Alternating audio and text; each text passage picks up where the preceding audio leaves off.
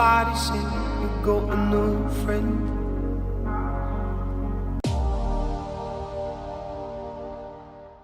Now that all of the major contenders have been released, it's time to decide which modern VR headset is the king. In 2050, the robots have taken all of our jobs. The robots were kind enough to put together this job simulator so that humans could remember what it was like to job. Welcome to WatchMojo.com, and today we're pitting the HTC Vive, the Oculus Rift, and the PlayStation VR against each other to determine which device is the superior virtual reality headset. I don't give a monkey's what Frank thinks about you.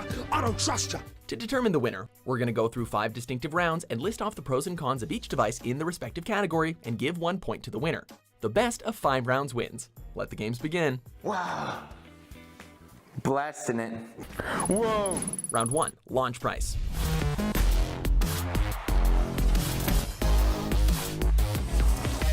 How much does the future cost? Quite a lot, it turns out. It was honestly like a dream come true. The Vive is the first up and starts the round off with a head shaker of a price. This device launched in April of 2016 for an astounding $799 American dollars. And while that included some great technology, it was a price point far out of reach for the average consumer. Yep. $800. Let's open it up and see what's going on inside. I'm excited. This price includes 2 controllers, the Vive itself, and the Vive's signature light boxes. And while it may have included more accessories than the others, it is by far the most expensive right out of the box. While the Vive may be a good product, its price point surely scared off a lot of potential customers. Yeah, more cords, HDMI cords, USB cords, power cords. The Oculus Rift comes next at a more modest, yet still slightly unreasonable asking price of $599 American bucks. This included the Rift, a sensor, a mini remote, and an Xbox One controller. The trackpad thing is a little weird. I've also got my weird fingerprints all over it. While it's a little more enticing than the mammoth $799 price tag of the Vive, $599 is still a large chunk of change. Finally, we have the PlayStation VR, which was touted as the everyman's virtual reality device. Its price point reflected this distinction, as it was released with a much more modest $399 price tag. This did not include the necessary PlayStation camera, which comes at an extra $60, or the Move controllers. However, for an extra $100, you could buy a PSVR bundle, which includes the aforementioned accessories and a game, which is always a nice bonus. We also have the PlayStation VR demo disc, which is cool. It does contain some additional demos that highlight what the VR can do. There is, however, one further hidden cost with the HTC Vive and Oculus Rift, as they both require a really powerful PC to run. And if you don't already have one, you're looking at a minimum of around $1,200 for a VR-ready rig. Whereas the PS4, at the time of writing, currently retails for about $300, easily making the PSVR the most affordable option for the average consumer. Winner, PlayStation VR. So all you've got to do is walk in, get the diamond, and walk out again. Round 2, tracking technology and immersion. I couldn't. Virtual reality wouldn't really be anything without a great sense of immersion, and these devices do a decent job at it. The HTC Vive's increased price point definitely comes in handy here, as the device comes with the aforementioned light boxes, which are placed around the playing area and act as sensors to match the game with your body movement. What's most exciting about the Vive is that it gives us that creative opportunity to break the rules and make new rules. This means not only can you move your head, but you can also walk around in a virtual space, and even some physical movements will be replicated by your in-game persona. However, this comes at a price, literally, and this requires a large enough playing area to properly set up, meaning anyone with a small living room or playing area is basically SOL. If you can manage the price and have a space to do it, it's really a blast and definitely worth trying though. I don't have anywhere in my apartment I could use it. The Oculus Rift provides a much more standard and typical gaming experience. As we mentioned previously, the device comes with an Xbox One controller, and this is because you'll be doing most of your playing on that. Oh dude, oh shit, oh my god. While further accessories are on the way, including their own version of light boxes and movement controllers, it was just a regular old Xbox controller at launch. The Rift encourages you to remain seated at all times and control your character via the Xbox controller, which unfortunately limits the immersion experience and makes it feel more like a virtual video game than real virtual reality. Still cool, but definitely not as cool. I'm off the game. I'm off this game. I'm off this game. I'm off this game. He don't move. The PSVR follows in the same vein, as you can either use your typical DualShock controller or those silly move things. While some games implement interesting ways to use the controller, like taking a drag on a cigar and actually blowing out smoke on screen, it remains a fairly typical video game experience. While they're all definitely a blast, there's no denying the wondrous joy and immersion that the Vive offers. For a higher price, players can actually feel like they're in a virtual world, complete with head and body movements. It actually feels like virtual reality and the next generation of technology, rather than just another video gaming gimmick. Winner, HTC Vive. A new era of reality has arrived. Experience the freedom of VR without boundaries. Round 3, Design.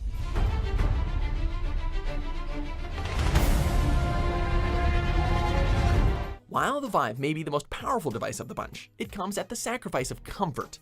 The visor is absolutely gargantuan and looks like something straight out of a science fiction movie, so to be honest, you look a little ridiculous while you're wearing it. You can't really go back and look at games the same way you did before. It is also by far the bulkiest and heaviest of the 3 devices, and while you may grow accustomed to it as you become immersed in the stellar visual world the device provides, it's daunting upon the first glance. You're gonna be wearing this a lot, you're gonna be sweating a little bit. You're actually moving in these games. Getting an exact fit is also more of a drawn-out experience than it should be due to the Velcro straps, and a myriad of cords are required to hook up the Vive to the PC, meaning you might be a tangled mess by the time you finally get to gaming. Opportunities to send humans virtually into unsafe spaces. The Oculus Rift may also look a little ridiculous to outside viewers, but there's no denying that it's more comfortable than the bulky Vive. Yeah, I can't do this. However, there's some dense foam on the faceplate and on the back of the straps, so even if it is a snug fit, it's at least comfy.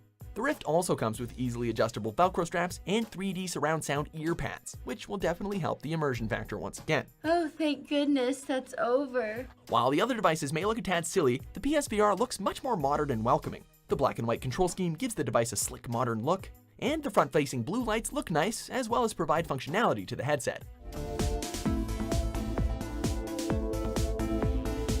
Rather than the Velcro straps of the other 2 devices, Sony went with a single matte strap that wraps around your head, which is much nicer than Velcro as it's far more seamless, comfortable, and adjustable. The thick cushion also holds your head in place nicely, so the device isn't slipping and sliding as the other 2 devices are wont to do. And then you put it over your head, and then you can make fine adjustments with this little wheel right here. Sony also has displaced the weight of the device to the top of your head, so there's far less pressure felt on your face than with the Rift and the Vive.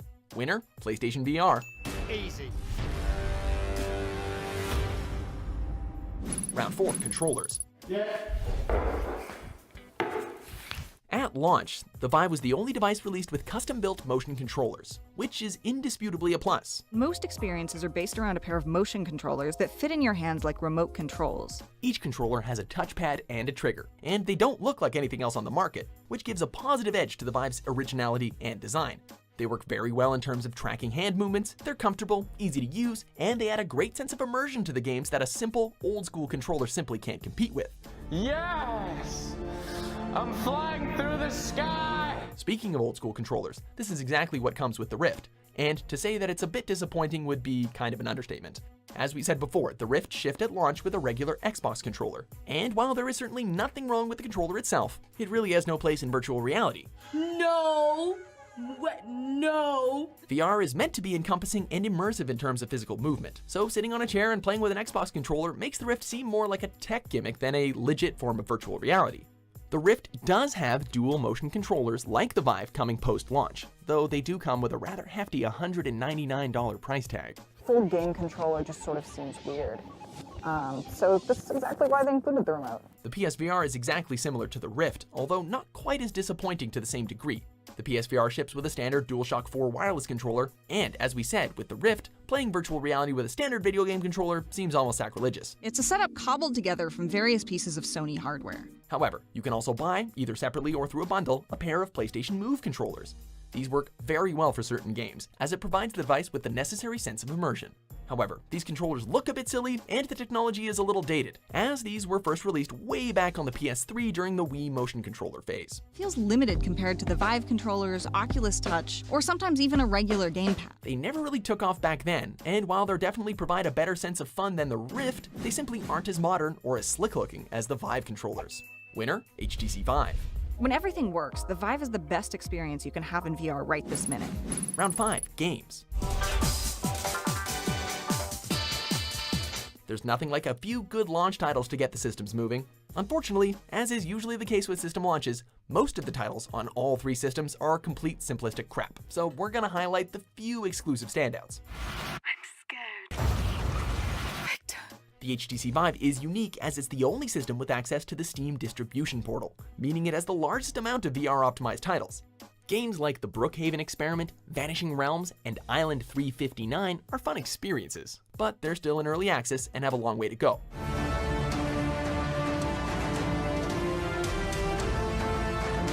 "2017 looks to blow the VR world wide open, as the Vive will host VR versions of Fallout 4 and Doom. Something we've all definitely been looking forward to, but we'll have to reserve judgment until we see those.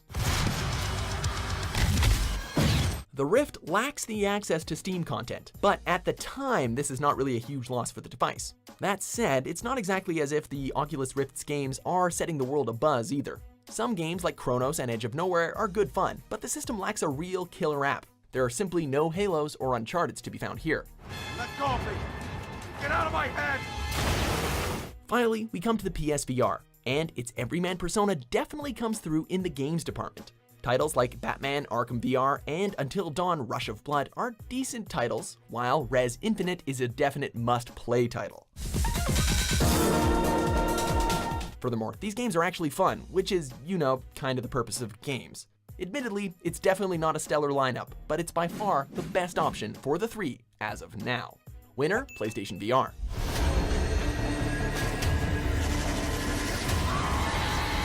While this essentially became a two-horse race between the Vive and the PSVR, the latter of those two is by far the most comfortable and affordable. While it may not be as powerful as the two PC-based headsets, the fact that it has a stronger library of games, as of now, gives it the final edge.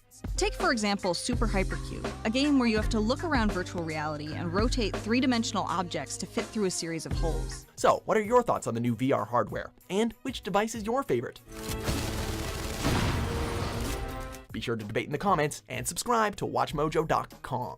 This is actually really scary and weird. I don't like it. What is this?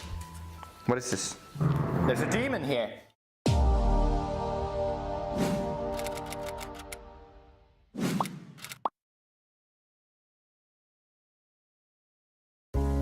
Somebody say you got a new friend.